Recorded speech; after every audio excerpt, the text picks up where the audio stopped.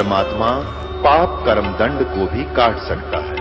अभी तक जिस भी संत व महापुरुष से मिले उन्होंने यही बताया कि पाप कर्म फल भोगने से ही समाप्त होगा।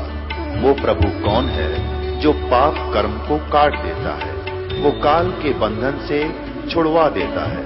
उसका क्या नाम है, पूजा की विधि क्या है? कृपया अवश्य सुनिए जगत गुरु तत्वदर्शी संत रामपाल जी महाराज के अमृत वचन। देखिएगा, ऋग्वेद मंडल नंबर 10 और सूक्त नंबर 90 में प्रथम श्लोक में क्या लिखा है कि वो 1000 भुजा वाला भगवान काल विराट रूप, ये इन सबको वृत्ताकार में घेर के, ये गोल आकार में घेर के, यानी 10 उंगलों में कति काबू करके, 10 उंगलों माने बिल्कुल काबू करके, और उससे अति तिष्ठन्त, उससे भी बाहर जो देखो यहाँ पर काल लोक में रहता है। विष्णु पुराण बता रहा है कि प्रकृति से न्यारा होकर वो अपने वास्तविक काल रूप में जाकर के अलग से स्थित हो जाता है। ये वो काल का निजलोक और ये काल का जाल है, और यही आपने महर्षि जी के द्वारा उलझ पुलझ करते हुए भी नहीं छुपा पाए। अब यहाँ आप देख रहे हैं ऋग्वेद के अंदर भी पूर्ण परमात्मा और साथ में ब्रह्म, परब्रह्म और पूर्ण ब्रह्म की सबतः महिमा वर्णित है और जो यथार्थ है। अब आपने ऋग्वेद मंडल नंबर 10 के सूक्त नंबर 90 का प्रथम श्लोक सुना कि ये काल भगवान 1000 भुजा वाला, 1000 सिर वाला, 1000 आंखों वाला, और ये इन सब सारे ब्रह्मांडों को रोक के और इनसे बाहर भी विद्यमान है।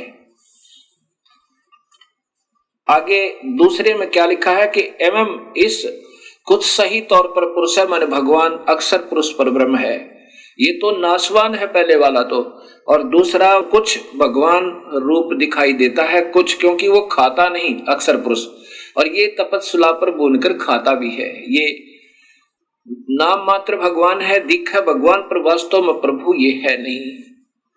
अब स्पष्ट लिखा है कि एक रूप तो भगवान है काल का, विष्णु का, और वास्तव के रूप इसका यानी काल है, परम रूप काल है। ये उदाहरण आगे दूंगा।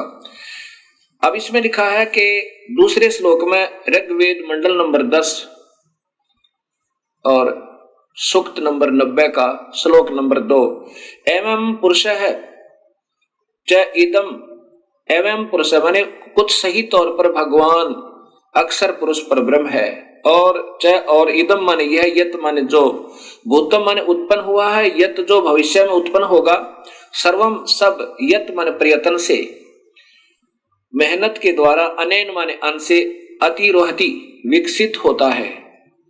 जैसे इस क्षर पुरुष के यानी ब्रह्म के लोक में और अक्षर पुरुष परब्रह्म के लोक में जितने भी प्राणी हैं वो सब मेहनत करके अपना अन्न से ही इनका प्रफुल्लित शरीर होता है, लेकिन सतलोक में अन्न से नहीं, वो अमृत आहार है वहां का, विकसित होते हैं। ये अक्षर पुरुष भी, ये अक्षर पुरुष भी उतः माने संदेह युक्त, उतः है अमृतस्य मोक्ष, अमृतस्य ईशान। ये अक्षर पुरुष भी यानी ये परब्रह्म भी संदेह युक्त अमोक्ष देने वाला स्वामी है। देखो स्पष्ट लिखा है, उतः उत संदेह युक्त अमृत, अमृतत्व से यानी अमृतत्व का ईशान मन स्वामी है। ये भी संदेह युक्त है, यानी पूर्ण मुक्त नहीं कर सकता। इसमें भी गए हुए प्राणी पूर्ण मुक्त नहीं, उनका भी जन्म मरण है, लेकिन इनसे ज्यादा स्थायी होने से ये कुछ अक्षर पुरुष कहलाता है, कुछ अविनाशी कहलाता है। बिल्कुल स्पष्ट लिखा है कि ये भी सही मोक्ष नहीं दे पाता, ये भी संदेह युक्त है, इसका भी अधूरा मोक्ष है। लेकिन इस काल वाले तो बहुत ही अच्छा है, ये खाता नहीं प्राणियों को। अब तीसरे श्लोक में जैसा स्वयं महर्षि जी स्वीकार करते हैं, इस भगवान की तो इतनी ही महिमा है, और जो भी प्रकृति आदि से उत्पन्न हुआ है उससे भी बड़ा भगवान और है, वो पूर्ण परमेश्वर और है। ऐसा ही इसमें लिखा है, अस्य माने इस अक्षर पुरुष की तो, एतावान माने इतनी ही महिमा प्रभुता है। कितना स्पष्ट ज्ञान दिया है। प्रथम श्लोक में इस क्षर पुरुष ज्योत स्वरूपी निरंजन काल का वर्णन है कि ये इन सब प्राणियों को रोक के 21 ब्रह्मांड में स्वयं बाहर भी रहता है। इसकी 1000 भुजा, 1000 आंखें, 1000 हाथ आदि आदि है। और दूसरे नंबर का भगवान एवं पुरुष है, यानी कुछ सही तौर पर भगवान है, क्योंकि वो खाता भी नहीं और इससे ज्यादा मोक्ष वहां पर मुक्त है प्राणी, बहुत समय तक शरीर रहता है, लेकिन वो भी संदेह युक्त मुक्ति का दाता है। पर ब्रह्म भी यानी पूर्ण मुक्त नहीं होते। और जितने भी इन दोनों लोकों में इस परब्रह्म के 7 संख ब्रह्मांडों में और काल के 21 ब्रह्मांडों में जितने भी प्राणी हैं ये मेहनत से ही टुकड़ा करके खाते हैं, चाहे देवता हैं और चाहे यहाँ पर अन्य प्राणी हैं। अब लेकिन सतलोक में ऐसा नहीं है। आगे लिखा तीसरे श्लोक में, अस्य माने इस अक्षर पुरुष की तो एतावान इतनी ही महिमा माने प्रभुता है। ये क्षर पुरुष अक्षर पुरुष तो इतना ही भगवान है।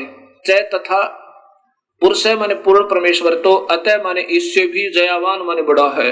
होय होय, इस अक्षर पुरुष से भी ज्यादा शक्तिशाली है। और ये यजुर्वेद में स्वयं महर्षि जी भी स्वीकार करते हैं ऋग्वेद में कि वो परमात्मा तो इनसे बड़ा है, इनसे भी बड़ा है।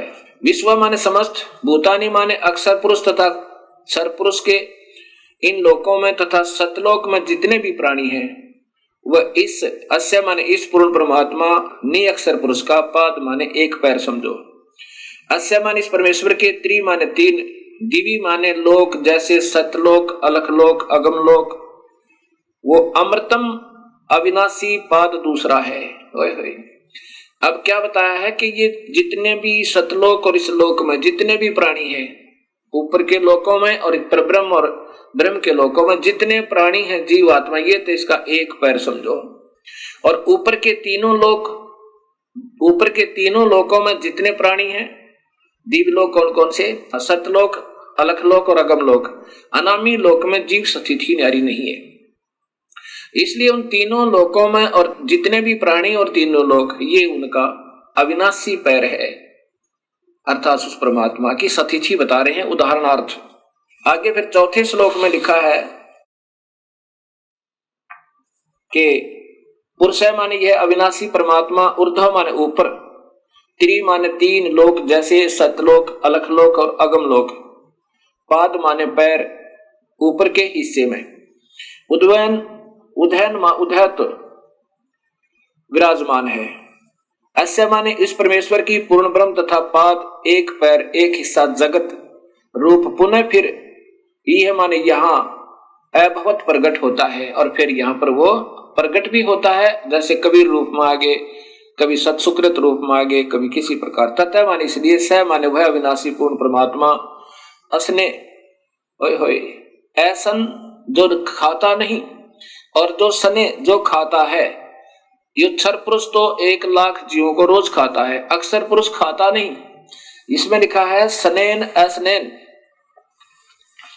खाने वाले और न खाने वाले, अर्थात काल और परब्रह्म से अभी माने ऊपर, विश्व माने सर्वत्र, उससे ऊपर भी और सर्वत्र विक्रमात व्यापक है। कितना स्पष्ट कर दिया कि ये परमात्मा पूर्ण ब्रह्म अविनाशी परमात्मा ऊपर के तीनों लोकों में भी है। और फिर ये खाने वाले और न खाने वाले, काल तो खाता है पर ब्रह्म नहीं खाता। ये क्षर पुरुष तो 1 लाख जीवों का आहार करता है, इसको सांप लगा हुआ है, इसको रोग लग गया, और अक्षर पुरुष नहीं खाता। इसलिए लिखा कि खाने वाले और न खाने वाले इन में भी व्यापक है और इनसे ऊपर भी न्यारा भी वो व्यापक है, ऊपर भी है और इन सब पर भी कंट्रोल है। जैसे प्रधानमंत्री राज्य में भी व्यापक, एक प्रांत में भी व्यापक है और अपने भी सब सारे देश में भी व्यापक है, और केवल मुख्यमंत्री अपने ही प्रांत में व्यापक है और मंत्री अपने विभाग में, केवल एक प्रांतीय मंत्री अपने केवल विभाग में व्यापक है, ऐसा समझो। पुरुषयन माने काल भगवान ने अपने जालसाजी से हविषा माने गर्म करके खाने के लिए मक्खन पदार्थ रूप में देवा माने भक्त आत्माओं को अयगम अविधि पूर्वक धार्मिक रूपी यज्ञ के द्वारा, अयगम यानी जो यज्ञ माने धार्मिक कर्म, अयगम जो धार्मिक कर्म ना हो। जैसे गीता जी में लिखा है कि 7वें अध्याय के 15वें श्लोक में कि तीनों गुणों के द्वारा जिनका ज्ञान हरा जा चुका है वो राक्षस स्वभाव को धारण किए हुए दुष्कृतिन मनुष्यों में नीच, दुष्कृतिन माने शास्त्र विरुद्ध साधना करने वाले, दुष्कृतिन माने जो सही धार्मिक कर्म ना हो वो बुरे कर्म करते हैं। जो शास्त्र अनुकूल साधना नहीं है, पूर्ण परमात्मा की पूजा नहीं है, उससे अन्य पूजा को दुष्कृतिन अर्थात अविधि पूर्वक साधना करने वाले कहा है। यहाँ वही है कि अयज्ञन जो अधूरी अविधि पूर्वक साधना रूपी यज्ञ के द्वारा, यत माने परिवर्तन करके, तनवंत माने ताने अर्थात जाल की तरह रचना रची, वसंत सुहाना मौसम, वसंत अर्थात रिंचिक सुख। अब जब तक इस प्राणी के शुभ कर्म साथ होते हैं, जब ये मौज मारता है, बड़ी खुशी के साथ रहता है, तो ये तो समझो वसंत ऋतु बनाई इसने। शुभ कर्म जब साथ हैं तो ये आनंदित समझता है अपने आप को। लेकिन ये गरीबदास जी कहते हैं तू जाने तेरी ऐसे नवेगी हरदम लेखा वरना रे। तो सोच लेता है ये इंसान जब थोड़ा सा सुखी होता है कि तू ऐसे ही आनंद में रहेगा। नहीं, इस काल ने ही ये तुझे धोखा देने के लिए तेरे ही शुभ कर्म देकर वो वसंत ऋतु बना दी, अर्थात ये रंचिक सुख, संतान और संपत्ति का दिखाया। अजम माने घी अर्थात असीत माने शुभ कर्म रूपी घी था तेरा योग, ये तेरी ये मलाई थी जो वसंत ऋतु रूप में दे दी, अर्थात तेरे ही शुभ कर्मों का योग फल देकर, और तुझे लग रहा था मैं मौज कर रहा हूं, भगवान ने मुझे आनंद दे रखे। और फिर देखिए क्या होगा, फिर ग्रीष्म आओगी, पाप कर्म रूपी गर्मी इस जीव को तड़पाने जलाने के लिए, अस्य माने इस काल का, ईदम माने ईंधन अर्थात आग, और सर्द ऋतु जब ये शरीर छोड़ जाएगा फिर क्या करेगा, हवनीय पदार्थ द्रव्य बनकर, अर्थात फिर ये इसको खावेगा। पहले वसंत ऋतु तो वो शुभ कर्म जो तूने ही किए हुए थे तुझे ही दे दिए, तेरी ही मलाई, तेरा ही घी तेरे सिर पर दे दिया, वो तो वसंत ऋतु समझ इसकी। और फिर ग्रीष्म ऋतु वो आवेगी जब तेरे पाप कर्म होंगे, किसी की टांग कट जाएगी, किसी की आंख फूट जाएगी, किसी का बेटा मर जाएगा, किसी की बेटी मरेगी। ये ग्रीष्म ऋतु यानी तेरे को जलाने के लिए, तड़फाने के लिए इस काल ने जाल बना रखा। और फिर शरद ऋतु जब तू मर जाएगा, ये शरीर शांत हो जाएगा, और फिर तुझे खावेगा वहां हवी, यानी तो जो फिर एक खाने योग्य पदार्थ बनाओ निकाल लेगा तेरे मत तपतशिला के ऊपर। ये 6वां श्लोक सुना है आपको। अब 7वां सुनो। अग्रतः माने बाद में, पहले अविधिवत साधनाएं करवाई, जैसे वेदों में ओम नाम का जाप लिखा है और महिमा पूर्ण परमात्मा की, ऐसे गीता में ओम नाम का जाप और यज्ञ हवन आदि लिखे हैं और महिमा पूर्ण परमात्मा की। अब इन नादान आत्माओं ने ओम नाम को पूर्ण परमात्मा का मंत्र जानकर और दिन रात मेहनत की, तपस्या की, लेकिन उसे प्रभु नहीं मिला। क्योंकि गीता जी के 11वें अध्याय के 47-48 श्लोक में और 53-54 में स्पष्ट है कि अर्जुन किसी भी वेद वर्णित विधि से, यज्ञ से, हवन से, तप से, जप से मैं नहीं प्राप्त हो सकता, प्रभु तो प्राप्त हुआ नहीं। फिर उन्होंने अपने अनुभव के, उन विद्वान पुरुषों ने अपने अपने जितने जिनका ध्यान में जो उपलब्धियां हुई, अपने अपने अनुभव के शास्त्र बनाने शुरू कर दिए, और जिसके कारण ये भक्ति का पतन हो गया। ये ऋग्वेद बता रहा, ऐसे वेद पढ़ाने चाहिए थे अपने को। अगर तब माने बाद में, तब मानो सज्ञान अंधकार की, यज्ञम माने पूजा के आधार पर, पुरुषम माने काल भगवान को, तेन माने उन, देवा माने भक्त आत्माओं, च तथा साध्य माने सिद्धों ने, ऋष्य है माने ऋषियों ने, बहरसी माने वेदों के बाहर अर्थात भिन्न भिन्न, जातम माने स्वयं उत्पन्न कर दिए। वेदों से बाहर, बहिर्ष माने उस बाहर के, वेदों से न्यारे, जातम माने स्वयं उत्पन्न कर दिए, अर्थात वह शास्त्र बना लिए। ये माने जो प्रोक्शन माने मन माने मंत्रों के उच्चारण से, जैसे चारों वेदों में तो एक एक थोड़ा थोड़ा मंत्र निकाल के और एक ब्रह्म ये गायत्री मंत्र बना दिया। ये चारों वेदों में से दो दो अक्षर, तीन तीन अक्षर ले रखे हैं। ये स्वयं प्रोक्षण माने मन माने मंत्रों के उच्चारण से अयजंत अविधि पूर्वक साधनाएं शुरू कर दी। ऋग्वेद बता रहा है ये। जैसे ओम भूर्भुवः स्वः तत्सवितुर्वरेण्यं भर्गो देवस्य धीमहि धियो यो न प्रचोदयात् है। ये चारों वेदों में से छोटे छोटे मंत्र निकाल लिए और इसका एक मंत्र बना के आप ही अपने हिसाब से साधना शुरू कर दी। ओम नमः स्वाहा, ओम भगवते वासुदेव नमः, ये जो मंत्र बना लिए, कहते हैं यहां से ये भक्ति सतर्गिरता चलागा। राधे श्याम सीताराम, ये कोई भक्ति मंत्र नहीं है। ये तो ठीक अपने मन को राजी करने के लिए, ये तो स्वीट टेबलेट्स है, ये तो मीठी गोली है। लेकिन नाम जाप से ही बात बनेगा जो वेदों में लिखा है। इस मन को प्रसन्न करने के लिए चाहे कुछ भी गाते बजाते रहो, इससे कोई लाभ नहीं होगा। उस मूल मंत्र से ही बात बनेगी जो वेदों में वर्णित है। और फिर पूर्ण परमात्मा कबीर परमेश्वर ने उस ओम मंत्र के साथ एक मंत्र और जोड़ा जो परब्रह्म का मंत्र है, और एक मंत्र और जोड़ा जो पूर्ण ब्रह्म का मंत्र है। ऐसे ये तीन मंत्रों का जाप से जीव का छुटकारा होगा। बाकी मन प्रसन्न करने के लिए चाहे फिल्मी गाने के आधार पर गा लो उस भगवान की स्तुति, और चाहे किसी मनमुखी मंत्र के आधार पर अपना व्यर्थ जीवन कर लो, उससे कोई लाभ नहीं। ये वेद बता रहे हैं। मनमाने मंत्रों के उच्चारण से अयजंत अविधि पूर्वक साधनाएं प्रारंभ कर दी।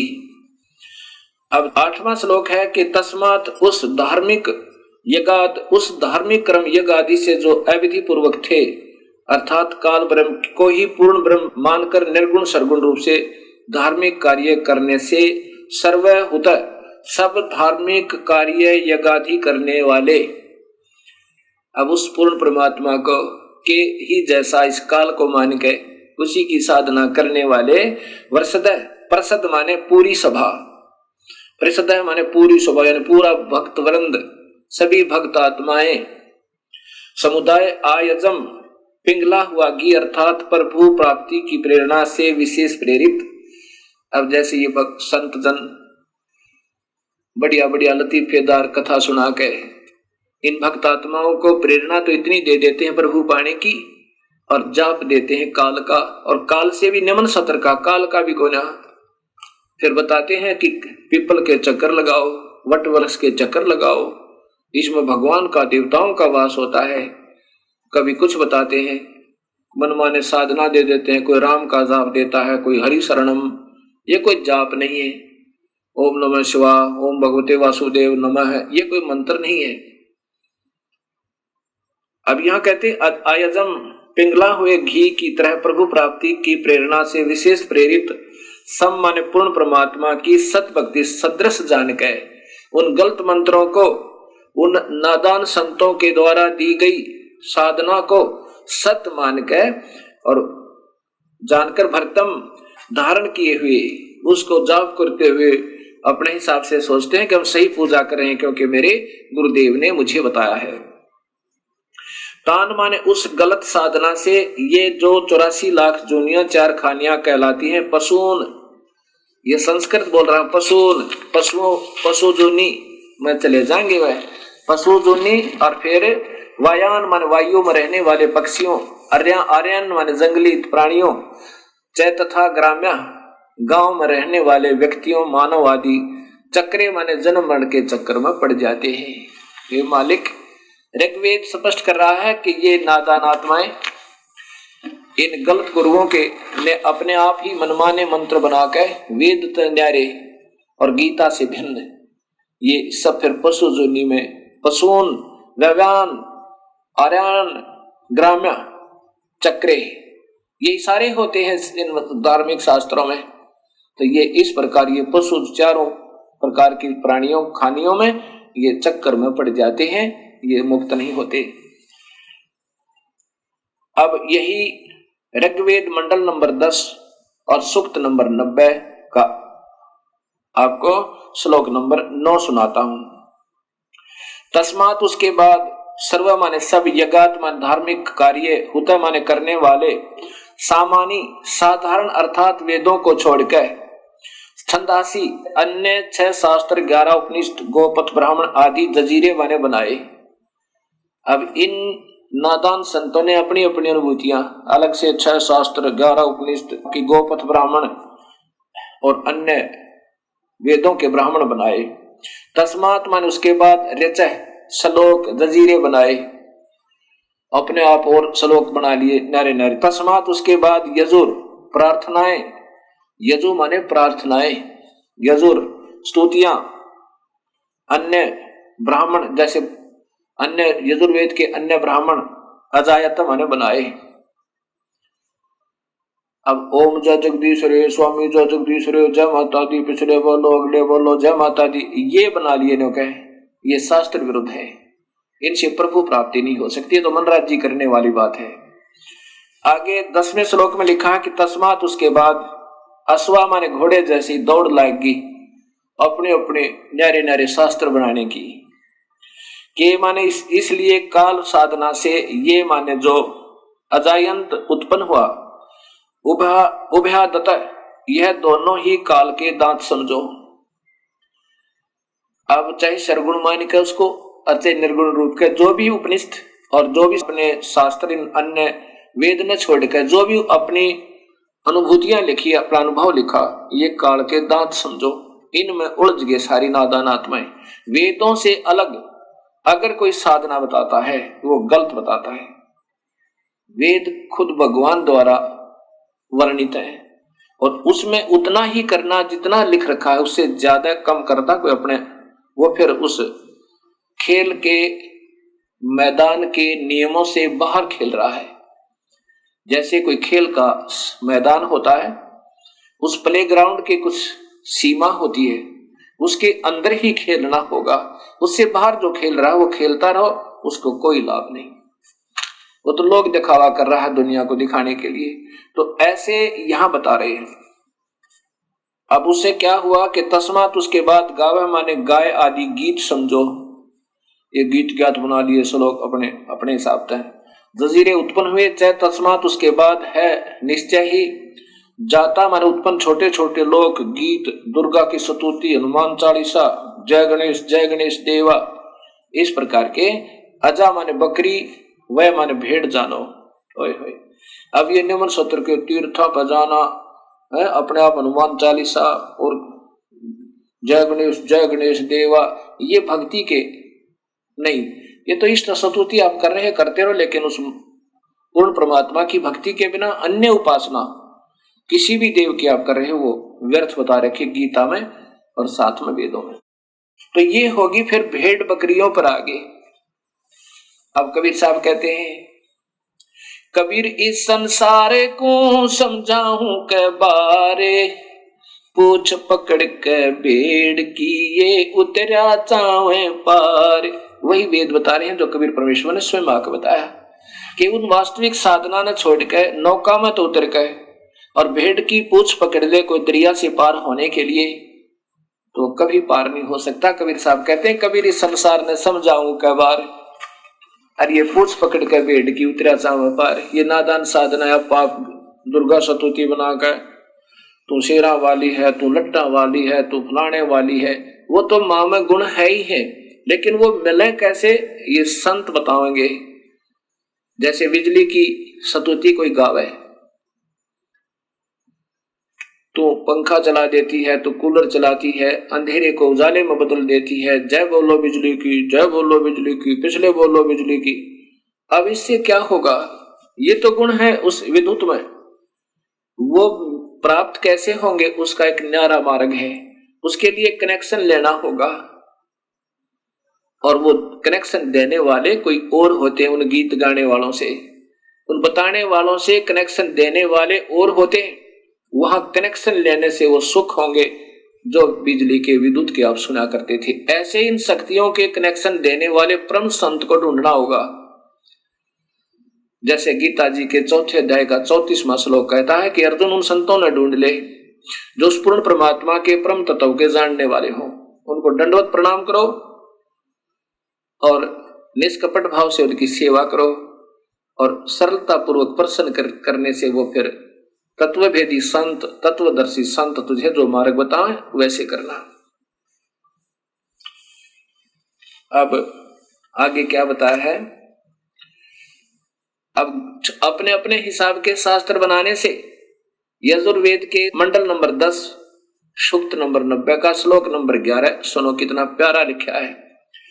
यत माने जिस, पुरुषम माने पूर्ण परमात्मा की, अत माने खाने के लिए।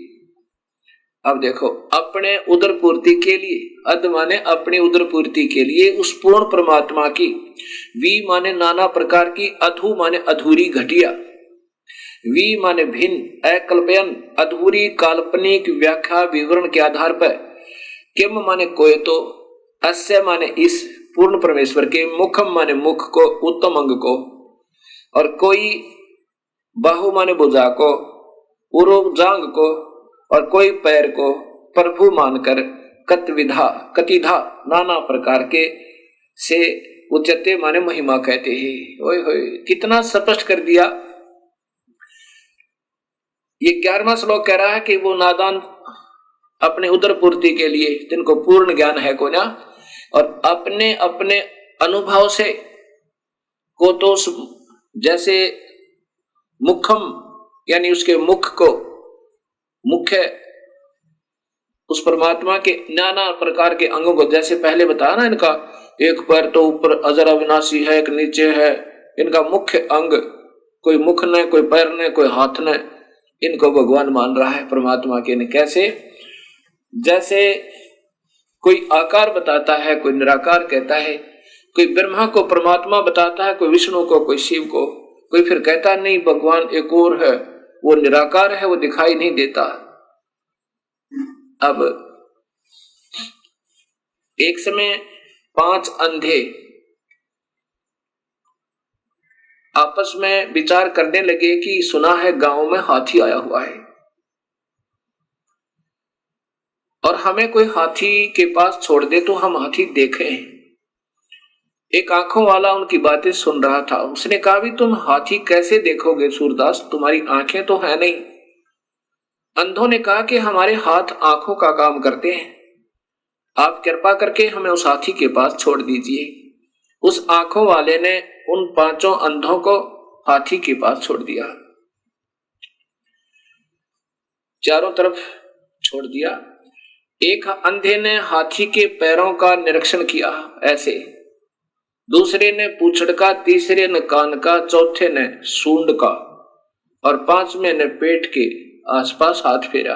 और जहां जाकर उनके हाथ, जैसे पैर वाले के हाथ हट गए, वो वापस हो लिया। उसने सोचा बस इतना ही हाथी होता होगा। दूसरे ने कान देख लिए कि बस इतना ही हाथी होता होगा। और ऐसे इन 5 अपने अपने अनुभव लेकर चल पड़े। रास्ते में आंखों वाले ने पूछा किसी और ने कि कहां गए थे सूरदास? वो कहने लगे हम हाथी देख कर आए हैं। आंखों वाला कहने लगा अंधो तुमने हाथी देखा कैसे? उन्होंने कहा हमारे हाथ आंखों का काम करते हैं। तो वो आंखों वाला कहने लगा भाई बताओ कैसा था हाथी? जिसने पैरों का निरीक्षण किया था वो कहने लगा हाथी होता है थंब जैसा, पिलर जैसा, थांब जैसा, खंभे जैसा। दूसरा बोला, अंधा बोला कि नहीं ये इसको सही ज्ञान नहीं है, मैं बताता हूं। हाथी होता है बेल्ट जैसा, पटे जैसा।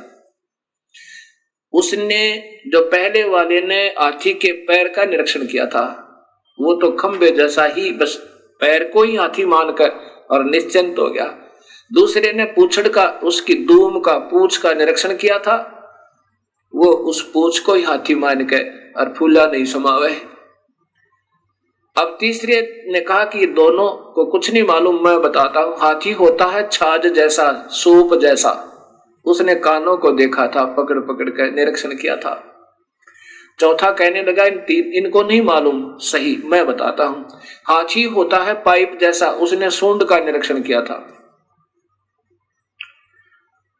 पांचवा कहता है ये अधूरा ज्ञान बता रहे हैं, मैं बताता हूं हाथी कैसा होता है। हाथी होता है बटोड़े जैसा। हरियाणा में एक उपलों का एक ढेर बनाया जाता है, उसको फिर ऊपर से गोबर से प्लास्टर कर दिया जाता है। और जैसे प्लास्टर वाल समझो, यानी प्लास्टर की हुई दीवार समझो, मड प्लास्टर जिस पर हुआ हो, मड प्लास्टर यानी मिट्टी की लिपाई कर रखी हो, ऐसा हाथी के पेट का ऐसा वो कुछ खरदरापन होता है। अब पेट पे हाथ फेरने वाला कहता हाथी होता है मड प्लास्टर, यानी कच्ची दीवार जिस पे मिट्टी का प्लास्टर हुआ हो, ऐसा हाथी होता है। अब ये ऋग्वेद मंडल नंबर 10 और सूक्त नंबर 90 का श्लोक नंबर 11 स्पष्ट करता है कि यतः माने जिस पुरुषम माने पूर्ण परमात्मा की, अदय माने उदर पूर्ति के लिए नादान लोगों ने, अधूरे मार्गदर्शकों ने, अधूरे अनुभव वालों ने वेदों को तो छोड़ दिया, जो उसमें सही मार्ग और सही विधि लिखी हुई है, जितनी भी उससे प्राप्ति होनी थी, उनको त्याग के और निम्न सत्र के अपने अपने शास्त्र बना लिए, जो कि मान्य नहीं है। वो शास्त्र नहीं है, वो पूजा के योग्य नहीं है, क्योंकि उनके अधूरे अनुभव हैं। वी माने नाना प्रकार की, अधू माने अधूरी, घटिया, वी माने भिन्न, अलग से, अकल्पयन अधूरी कल्पनाएं, व्याख्या विवरण आधार पर। किम माने कोई तो अस्य माने पूर्ण परमेश्वर के, मुखम माने मुख को भगवान कहता है, यानी कोई तो कहता नहीं भगवान तो और है, वो तो मुख्य भगवान, मुख है उसका पूर्ण परमात्मा का। और कोई भुजा को भगवान कहता है, कोई पैर को पादय, और कोई किसी प्रकार से जांग को, यानी ऐसे ऐसे उन्होंने अपने अपने हिसाब की अटकलें लगा रखी हैं। अब आंखों वाला बता सकता है कि सारे मिलाकर ही प्रभु बनता है। जैसे ये 21 ब्रह्मांड, और ये तो एक अक्षर पुरुष है, इसके 3 पुत्र हैं, ब्रह्मा विष्णु महेश, और 7 संख ब्रह्मांड का मालिक ये परब्रह्म है, अक्षर पुरुष है, और पूर्ण ब्रह्म परमात्मा इन सब का कुल मालिक है। वो सतपुरुष है, उसका वास्तविक नाम कबीर है। इन सब रचना से पहले भी उनका नाम कबीर है, इसलिए वेदों में उस परमेश्वर का नाम कबीर आया है। अब आपको इसी सूक्त के ऋग्वेद के मंडल नंबर 10 सूक्त नंबर 90 के 15 और 16 श्लोक और सुनाता हूं। इसमें बिल्कुल स्पष्ट वर्णन कर दिया कि 7 और 21, क्योंकि इसमें हिंट होते हैं और हिंटों को वही बता सके जिनको पूर्ण ज्ञान हो। क्या लिखा है? सपत अस्य आसन प्रीधः त्रिसप्त समिदः कर्ता देवा यतः यगम तन्वाना अबंधन पुरुषम पुषुम। अब देखो कितना प्यारा कर वर्णन दिया है। सप्त माने 7 संख, सप्त माने 7, त्रिसप्त 3 बार 7 7 अर्थात 21, त्रिसप्त 3 गुणा में 7 21, त्रिसप्त यानी 21। इसमें ऐसा ही लिखा जो दास पढ़ रहा है। सप्त 7 संख ब्रह्मांडों को तो 7 संख ब्रह्मांड तो परब्रह्म की तथा काल ब्रह्म के त्रिसप्त। अब 7 संख ब्रह्मांड तो परब्रह्म के और त्रिसप्त इस 21 ब्रह्मांड काल ब्रह्म के। समीदय माने दुख रूपी आग से दुखी, कर्ता माने करने वाले, प्रीधय गोला आकार रूप में सीमा में जो आसन माने विद्यमान है, यत माने जो, पुरुष माने पूर्ण परमात्मा की, यज्ञ माने विधिवत धार्मिक कर्म अर्थात पूजा करता है, वह पशु माने बलि के पशु रूपी, देवा माने भक्त आत्मा को, तनवाना काल के द्वारा रचे फैलाए बंधन जाल से बंधन रहित करता है, बंदी छुड़वाने वाला बंदी छोड़ है वो परमेश्वर।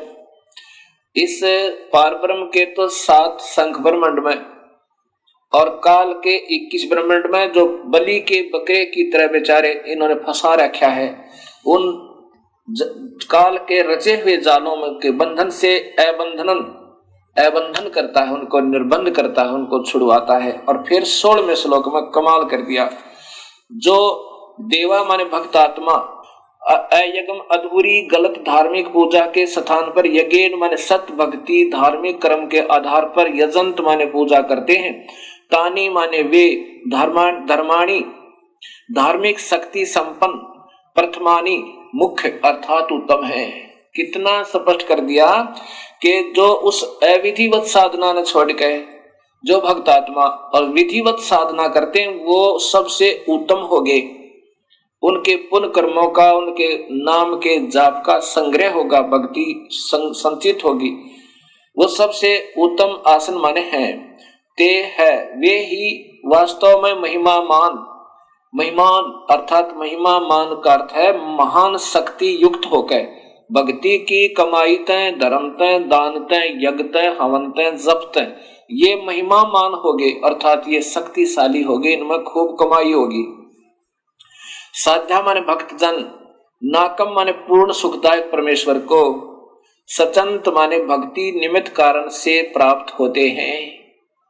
भक्ति निमित्त कारण से प्राप्त होते हैं, उस सत भक्ति की कमाई से उस पूर्ण परमात्मा को प्राप्त हो जाते हैं।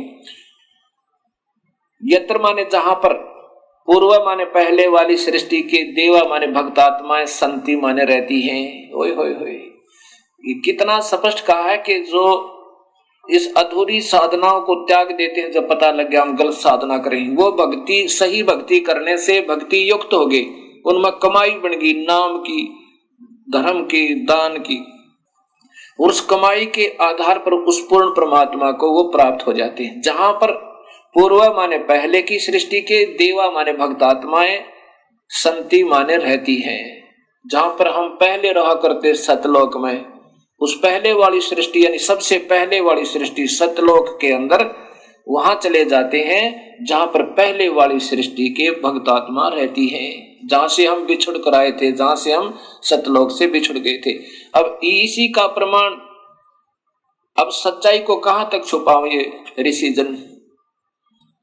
कबीर साहब कहते हैं चोर चुराई तुमड़ी और गाड्डा पानी मां, वो गाड्डा वो बाहर आवे, ऐसे सच्चाई छानी ना। अब फिर दिखाता हूं महर्षि दानंद जी द्वारा भाषा भाष्य, ये देखिएगा ऋग्वेद, ये महर्षि दानंद जी द्वारा भाषा भाष्य है।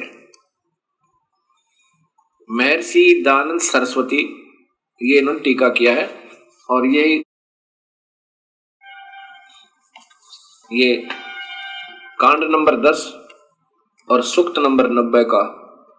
अब श्लोक नंबर आप देखिएगा 15, इसमें सपत अस्य संति पृथ्य और त्रिसप्त, ये त्रिसप्त इन्होंने कैसे किया है। यत जिस यज्ञम माने सृष्टि यज्ञ को तनवाना करते हुए देवा सृष्टि साधन भूत देव पशुम देखते हैं, पुरुष को उसमें बांधते हैं, देखने वाले दृष्टा पुरुष को उसमें बांधते हैं। इस यज्ञ की सप्त, अब देखो सप्त, अब सप्त ने ये क्या समझे जिनको ज्ञान ही नहीं। सप्त माने 7 शंख ब्रह्मांड, सप्त माने 7, पृथ्वी छंद रूपी पृथ्वियां, ये गोला आकार में पृथ्वी, जैसे पृथ्वी नहीं होती पृथ्वी, अब 7 आवरण ये अपने हिसाब से इन्होंने बनाए हैं, ऐसा नहीं। ये देखिए फिर त्रिसप्त, त्रिसप्त माने 21, ये 21 ब्रह्मांड काल के, और ये सप्त, ये 7 सप्त माने 7, ये 7 शंख ब्रह्मांड पर ब्रह्म के। अब देखो समीधा आदि कर्ता बनाई। अब इसमें 15वां 16वें श्लोक में देखो, ये स्वयं आप ही लिख रहे हैं, ये वही 16वां श्लोक है, सूक्त मंडल नंबर 10 सूक्त नंबर 91 का, ऋग्वेद 90 का, ये 91 आगे शुरू होगा, ये लास्ट है। देवा देव शक्तियां यज्ञ माने संतीकरण आदि से अथवा अग्नि से यज्ञम सृष्टि रूपी यज्ञ को अजायत माने करते हैं, अजंत, क्योंकि तानी माने वे, धर्माणी संसार के धारक बल। अब सब कुछ उलट सुलट करते करते फिर देखियो कहां आएगा सच्चाई। प्रथमानी मुख्य आसन माने हैं, इसका अर्थ बनता है जो सही ढंग से भक्ति करते हैं वो सबसे उत्तम भक्त आत्मा है। ते वे ही महिमान महान सामर्थ्य वाले हुए, अर्थात जो सख्त भक्ति करते हैं उनमें भक्ति शक्ति होगी। नाकम माने आनंद स्वरूप परमेश्वर को, सचंत माने निर्मित कारण से रूप में प्राप्त करते हैं। अब एक तरफ तो वो कहते हैं परमात्मा निराकार है, और यहां स्वयं कहते हैं कि परमेश्वर को निमित्त कारण से रूप में प्राप्त करते हैं। कहा? यत्र माने जिसमें, पूर्व माने पूर्व सृष्टि अर्थात सतलोक के, साध्या माने सृष्टि साधन संपन्न, देवा माने दिव्य शक्तियां, संति माने रहते हैं। अब स्वयं स्वीकार कर रहे हैं महर्षि जी के आनंद स्वरूप परमेश्वर को प्राप्त करते हैं निमित्त कारण से, अर्थात सतभक्ति के कारण प्राप्त करते हैं। इसलिए भगवान कहीं आकार में है जहां उसको प्राप्त करते हैं। प्राप्त करना माने उससे मिलना, उससे साक्षात्कार करना। ये स्वयं वेद बता रहा है, स्वयं अपने कर्मों से लिख रहे हैं, कर कमलों से, जिसमें कहा जाते हैं उस परमात्मा के लोक में जहां पहले की सृष्टि यानी सतलोक वाले साध्या सृष्टि संपन्न साधन संपन्न अर्थात वो भक्त आत्मा, देवा माने दिव्य शक्तियां, ये भक्त आत्मा रहती हैं वहां, क्योंकि वो परमात्मा स्वरूप आत्म रूप में है इसलिए उनको देवा कहा है। शक्तियां रहते हैं। अब प्रिय भक्त आत्माओं, इस सच्चाई को इतना गहरा दबा दिया गया कि इसके ऊपर से मिट्टी हटाते हटाते ढेर सारा प्रयत्न करना पड़ता है। और पुण्यात्मा जो होंगी अब तुरंत समझ जाएंगी इन काल के दूतों, इन नकली संतों के जाल में नहीं रहेंगे। और इतना प्रमाण मिलकर भी जिनकी आंखें नहीं खुलती वो मूड बताए, वो मूड बताए। गीता में लिखा क्यों? तो मूड है जो सत भक्ति नहीं करते। इतना कुछ प्रमाण होकर भी यदि आपको सत नजर नहीं आया तो आपके मोतिया बंद है। कबीर साहब की प्यारी आत्मा गरीबदास जी कहते हैं कि फिर तो ये देखत के तो नैन जिसमें फिरा मोतिया बंद रे। जिसको सफेद मोतिया बंद हो जाए उसकी आंख सोच दिखाई देती है तो उसको नजर कुछ नहीं आता। फिर तो आपका मोतिया बंद हो चुका है इन नादान संतों के गलत ज्ञान के आधार पर, जो सब शास्त्र विरुद्ध साधना सारे भक्त समाज को प्रवेश कर दी। और जो पुण्य आत्मा होंगी उनके लिए कहा कि ज्ञानी सुने सो हृदय लगाई, मूर्ख सुने तो गम ना पाई। बुद्धिमान व्यक्ति सुनेंगे तो वो तुरंत इस सत्य को स्वीकार करेंगे और आकर के अपना कल्याण करवाएंगे, उपदेश लेंगे और पश्चाताप करेंगे उस गए हुए समय का। और मूर्ख सुने सो गम ना पाई। अनजान व्यक्ति इतना प्रमाण पाकर भी नहीं समझ सके तो फिर उनको मूर्ख कहा है। ऐसा ही कबीर साहब की प्यारी आत्मा गरीबदास जी, क्योंकि जो गरीबदास जी कह रहे हैं वो समझो कबीर साहब कह रहे हैं, क्योंकि उन्हीं की शक्ति से वो पुण्य आत्मा उस परमेश्वर की महिमा हृदय से गा रहे हैं। उसमें बता रहे हैं कि चातुर प्राणी चोर हैं। चातुर प्राणी जिन्होंने गीता का एक अक्षर भी समाज को नहीं बता रखा और लाखों की संख्या में इन भोली आत्माओं को उलझाए बैठे और कहते हैं गीता के मर्मज्ञ ज्ञाता और उसकी महिमा गाते हैं गीता ही के ज्ञान के आधार पर। और गीता का एक अक्षर भी नहीं बता रखा गीता में क्या लिखा है। वो चतुर प्राणी गीता की आड़ लेकर अन्य महिमा गा के अपनी मनमुखी साधनाएं बता के वो तो चतुर प्राणी है। और मूड वो हैं जो इतना ज्ञान पाकर भी नहीं समझे तो वो उन्हीं के पीछे पड़े रहेंगे। उनके लिए कहा है कि चातुर प्राणी चोर हैं, ये विचक्षण है, ये गलत साधना बताने वाले, ये संत जन ये चतुर बताए। ये चातुर प्राणी चोर हैं। चोर क्योंकि शास्त्र विरुद्ध साधना दे रहे हैं, ये परमात्मा के भी दुश्मन है। ऐसा गीता में लिखा है कि जो शास्त्र विरुद्ध साधना करता है अर्जुन, वो मुझे भी और अंतर्यामी रूप में रहने वाले उस परम पिता को भी दुखी करता है, उसको घोर नरक में डालूंगा। और मूड मुग्ध है ठोठ, ये संतों के निकाम के इनके दो गड़जोट। यानी इतना भी ज्ञान समझकर नहीं समझ में आई तो वो उन चतुर प्राणियों के योग्य हैं, 84 में जाने ही योग्य है।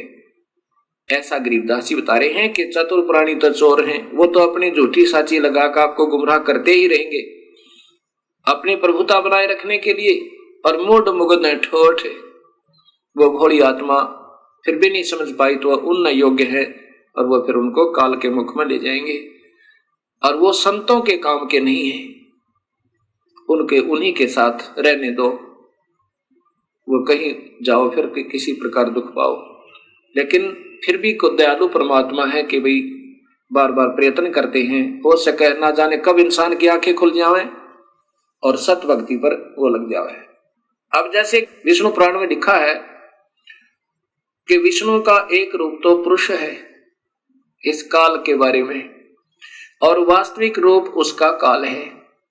अब पुरुष माने भगवान, प्रभु वो नजर आता है जैसे सारी सुविधाएं उपलब्ध करावे और दुखी ना करे, वो परमात्मा होता है। अब इस काल का प्रथम रूप तो ऐसा नजर आता है जैसे कसाई बकरे पालता है, उनके लिए अलग से स्थान बनाता है और उनके लिए छाया बनाता है, गर्मी सर्दी से बचने के लिए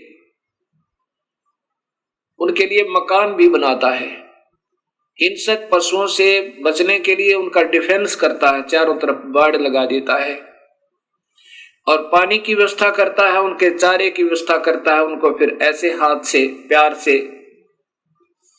प्यार भी करता है। अब वो नादान पशु उस कसाई को अपना मालिक समझते हैं, क्योंकि उनको वो अपना स्वामी नजर आता है, सारी सुविधा प्रदान कर रखी है। लेकिन जब वो आता है उनके अंदर, वो देखता है ऐसे ये कितने वजन का हो गया, कितना मांस हो गया इसमें बकरे में, ये कितने किलो वजन होया, कितने रुपए की कीमत इसकी होगी। और वो नादान पशु उसको अपना स्वामी मान के, किसको, कसाई को, उससे प्यार करता है, उसके मुख को चाटता है और ऐसे पैरों को उसके ऊपर डाल लेता है सीने से लगाने के लिए। अब उस भोली आत्मा ने, पशु ने, उस बकरे को ये मालूम नहीं, बकरी को, कि ये दुश्मन है तेरा, ये कसाई है। और फिर किसी का पुत्र आओ, किसी की पुत्री आओ, 10 की आवश्यकता 10 ले लिए, 20 की आवश्यकता 20 निकाल लिए, और 100 की आवश्यकता 100 निकाल लिए। किसी का बेटा मरो, किसी की बेटी मरो। ऐसे ही ये काल भगवान है, यही महाब्रह्मा, महाविष्णु, महाशिव रूप में लीला करता रहता है, सबको गुमराह रखता है। इसका प्रथम रूप तो भगवान जैसा दिखे, जैसे बढ़िया पृथ्वी दे रखी, बढ़िया सूर्य बना रखा, नीचे पानी मीठा है, और फिर फलदार वृक्ष हैं, दूध, दही, घी, सेब, संतरे, मक्खन, कार, कोठी है ठाठ कर रखे। और फिर 1 लाख परिवार रोज टक्कर मार कर होते हैं, किसी का बेटा मर गया, किसी की बेटी मर गई, किसी के पुत्र मर गया, किसी का दामाद मर गया, और ये आनंद से 1 लाख जीवों का आहार करता है। अब ये काल का जाल कबीर परमात्मा बता रहे हैं। अब जब आपकी समझ में ये सृष्टि रचना आ जाएगी, तब आपकी सर्व शंकाओं का समाधान स्वतः ही हो जाएगा। इसलिए ये दास बार बार आपको सृष्टि रचना की सटोरी आपके हृदय में ऐसे उतारना चाहता है जैसे रामायण और महाभारत बच्चे बच्चे को कंठस्थ होगी। ऐसे ही इस ज्ञान के आधार पर हमने उस परम पिता की जानकारी होगी, जैसे हमने रामायण और श्री कृष्ण लीलाओं से श्री रामचंद्र जी की महिमा का ज्ञान हुआ, श्री कृष्ण जी की महिमा का ज्ञान हुआ, तो उनको हमने प्रभु मानकर हृदय से स्वीकार किया। ऐसे जब हमने पूर्ण परमात्मा का ज्ञान होगा, फिर अपने आप इनसे सतिथि हमारी हट जाएगी। जैसे गीता जी में लिखा कि अर्जुन, जब तुझे पूर्ण परमात्मा का सत्य ज्ञान हो जाएगा, फिर तेरी अन्य देवताओं में ऐसी सतिथि रह जाएगी। अन्य देवता में युग काल भी आ गया फिरता है जब पूर्ण परमात्मा का सही ज्ञान हो जाएगा।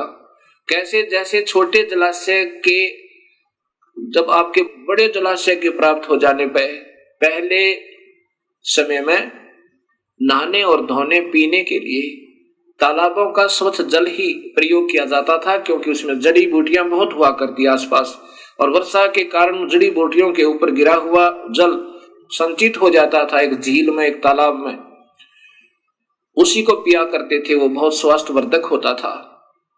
तो कहते हैं कि उसमें पीने के लिए भी वो पानी ही प्रयोग किया जाता था और उसी से सिंचाई भी की जाती थी। भगवान कह रहे हैं अर्जुन, जब बड़े जलाशय के प्राप्त होने पर छोटे जलाशय में जिसमें कुछ समय का अस्थायी जल था, जो ग्रीष्म ऋतु आने पर समाप्त हो जाना था, उस छोटे जलाशय के प्रति जैसी तेरी श्रद्धा रह जाएगी, ऐसा ही उस पूर्ण परमात्मा के सत्य ज्ञान के हो जाने पर इन अन्य मेरे में यानी ब्रह्म में और परब्रह्म में और नीचे के ब्रह्मा विष्णु महेश और देवताओं में, इनमें जिसी तेरी श्रद्धा रह जाएगी, जैसे उस बड़े जलाशय बड़े तालाब के प्राप्त होने पर उस छोटे जलाशय में रह जाती है। उससे फिर नफरत नहीं होती, वो तो काम चलाऊ है और वो सथाई है। ऐसे अपने आप उसमें श्रद्धा स्वतः बन जाएगी। ऐसा ही कबीर परमात्मा ने बताना चाहा है कि जब तुम्हें पूर्ण परमात्मा का ज्ञान होगा तो नीचे के ब्रह्मा विष्णु महेश और ब्रह्म, इनसे नफरत नहीं, ब्रह्मा विष्णु महेश से नहीं, लेकिन पूर्ण परमात्मा में आप पे आसक्तता आपकी बढ़ जाएगी। अब जैसे अनजानपने में रात्रि के समय कोई छोटा सा 25 वाट का बल्ब उदय हो जावे, जग जावे, तो ये भोले भाले पतंग, छोटे छोटे जुगनू, तितलियां, ये मच्छर उसके चारों तरफ उसको सच्चिदानंद मान के सत्य चित आनंद, क्योंकि अंधेरे में तो वो बढ़िया, इसलिए उसको सच्चिदानंद मान लिया। अभी तक समाज को सच्चिदानंद की परिभाषा का विज्ञान नहीं। सच्चिदानंद अर्थात प्रभु, जो आत्मा का सच्चा साथी, सच्चा आनंद, जो ना मारे ना खावे ना दुखी करे ना गधे बनावे, वो परमात्मा वास्तव में सच्चिदानंद है। बाकी जब तक उसका ज्ञान नहीं तब तक ये नीचे के देवता ही सच्चिदानंद बने हुए थे हमारे लिए। जैसे उस 25 वाट के बल्ब पे ना जाने कितने जीव जंतु इकट्ठे हो जाते हैं, और जब 200 वाट का उदय हो जावे या 100 वाट का, उसको जगा दे कोई तो उसी समय उसको त्याग के 25 वाट के को और उस 100 वाट के पर पहुंच जाओगे सारे, क्योंकि फिर वो सच्चिदानंद हो गया। उसके बाद 1000 का उदय हो जावे बल्लभ, तो उसको छोड़कर 100 वाले को 1000 वाले पर पहुंच जाएंगे। तो अभी तक इन ऋषियों के लिए ये ब्रह्म सच्चिदानंद था, लेकिन ये सच्चिदानंद नहीं था। हाँ, इन अन्य से तो चोखा था। इसके बाद जब सूर्य उदय हो जाएगा, फिर यह भ्रमणा और भटकना कति मिट जाएगी। और ज्ञान सब ज्ञानड़ी, कबीर ज्ञान सो ज्ञाने, जैसे गोला तोब का भाई करता चले मैदाने। कबीर तारा मंडल बैठे करिए, चांद बड़ाई खाए, उदय हुआ तब जब सूर्य का सो तारों छप जावे। रात्रि के समय चंद्रमा की रोशनी बहुत अच्छी नजर आती है और तारागणों से ज्यादा ही प्रभु नजर आता है, उत्तम नजर आता है। ऐसे ही ये ब्रह्म समझो और तारे समझो, ये अन्य देवता ब्रह्मा विष्णु महेश। और जब सूर्य उदय होगा वो पूर्ण परमात्मा का वास्तविक ज्ञान और सुख का ज्ञान होगा। 100 तारा छिप जावे, ना चंद्रमा दिखे ना तारे दृष्टिगोचर हो, अर्थात फिर ये सर्व सुख हो जाएगा। ऐसा पूर्ण परमात्मा की भक्ति और नाम में ये शक्ति है। सत साहिब इस सारी सृष्टि रचना को सुनकर एक बहन ने अपनी आत्म कथा सुनाई। अब देखो भक्तजनों, जब तक आपको सुख है, ये तो वेद में बताया कि आपका वसंत ऋतु है, आपका एक ही आपके कर्मों की मलाई आप खा रहे हो, करीम खा रहे हो, खाते रहो। और जब पाप कर्मों का ग्रीष्म ऋतु प्रारंभ होगा, फिर देखियो क्या बनेगी। एक माई ने बताया कि मैं एक ही पुत्र उत्पन्न हो जाने के बाद विधवा होगी, मेरा पति मर गया। फिर मैंने अपने पुत्र की परवरिश की, ये सोचकर मेरा बेटा बड़ा होगा, इसका विवाह करूंगी, इसके पुत्र होंगे, पुत्री होंगी, पोते और पोतियों को खिलाऊंगी और फिर सुख होगा दाता। और अपने पुत्र की मंगल कामनाओं के लिए, उसकी रक्षार्थ इसी काल के द्वारा गलत साधना, प्रवेश समाज में पितरों की पूजा, भूतों की पूजा, फिर देवी देवताओं की पूजा, फिर अन्य स्थानों पर, तीर्थों पर, सब जगह जाकर और अपने पुत्र के दीर्घायु की मन्नतें मांगा करती थी। अब क्या होता है वो बताती है कि जब मेरा पुत्र +2 में पढ़ रहा था, उसने मोटरसाइकिल की जिद कर ली कि मां मोटरसाइकिल लूंगा। मुझे डर भी लगता था कि कहीं मेरे बेटे का चोट ना लग जाए, लेकिन ज्यादा ही जिद करने से और साथ में ये सोचा कि ये मेरे बेटे के मन में ये ना आ जाए कि मेरा पिता होता तो आज मुझे अवश्य मोटरसाइकिल दिलवाता। मैंने सोचा कि कहीं बेटे के हृदय में हीन भावना ना आ जाए। मैंने जैसे तैसे करके हीरो होंडा मोटरसाइकिल लाके दे दी। प्रतिदिन अपने एक दोस्त को लेकर के वो कॉलेज जाया करता था, स्कूल जाता था। उस दिन भी खाना खाकर अपने दोस्त को लेने गया, फिर उसके घर से उसको लेकर के और अपने कॉलेज की तरफ प्रस्थान किया। मैं फिर कुछ अपना कार्य निपटा के, क्योंकि 2 ही प्राणी थे घर में, 2-4 रोटियां बनाई, फिर अपना खाने की तैयारी की थी। खाना खाने के लिए ऐसे ग्रास किया था, इतने में उसका दोस्त जो प्रतिदिन उसके साथ जाता था अड़बड़ाया हुआ आया और उसके वस्त्र फटे हुए और कहा, आंटी हम ऐसे जा रहे थे और एक्सीडेंट हो गया भैया का। ऐसे मुख की तरफ ग्रास किया था, वहीं हाथ से गिर गया। सिर पर कपड़ा नहीं, पैर में जूती नहीं, और भाग ली पागलों की तरह। जब घटना स्थल पर पहुंची तो वहां मेरा बेटा नहीं था, वो हॉस्पिटल जा चुका था। वहां भाग कर गई, वहां जाकर पता चला वो तो मर चुका है। दीवार का टक्कर मारी, 7 टाँके आई ने बोली मेरे सिर में, और 2 घंटे में आंसू में आई। अब वो आपकी सारी कथा मुझे सत्य लग रही है। ये काल बहुत जुल्मी है। मैंने कहा, माई अगर तू सुखी होती तो बिल्कुल नहीं मानती, ना उन देवी देवताओं को छोड़ती जिन पर तूने सारा जीवन खो दिया। कहती है, जी बिल्कुल ठीक हो आप। अब ये परमात्मा कबीर साहब हमें बताना चाहता है कि तुम जिसकी पूजा करते हो वो स्वयं काल है, और उसी की तुम पूजा करे। उसी के 3 पुत्र ब्रह्मा विष्णु महेश है, बेचारे ये उसके प्रवेश है, ये भी तुम्हारी मदद नहीं कर सकते। ये केवल कर्म आधार पर तुम्हें जो भी तुम्हारा नियमित है, सुख है तो सुख लो, दुख है तो दुख लो। अब ब्रह्मा से हमारे से उत्पत्ति करवाता, रजोगुण बनाकर हमने विवश करके सब में वासना भर के, और विष्णु हमारे अंदर मोह ममता पैदा करे रखता है कि यहाँ पर ये टिके रहे, सतीथी बनी रहे। और शिव जी फिर हमारा संहार करवाता है कोई न कोई कारण बनाकर, चाहे किसी का बेटा मरो, चाहे किसी की बेटी, क्योंकि वो भी काल के वश है बेचारा। जब उसके ऊपर उसका संकेत आता है तो वो नहीं रोक सकता, चाहे उसका अपना पुत्र भी क्यों न हो। जैसे भगवान श्री कृष्ण के सामने पूरा यादव कुल का विनाश हो गया, अभिमन्यु उसका भांजा भी मर गया, पर वो नहीं बचा पाए। ऐसे ये काल इन सबको नचा रहा है।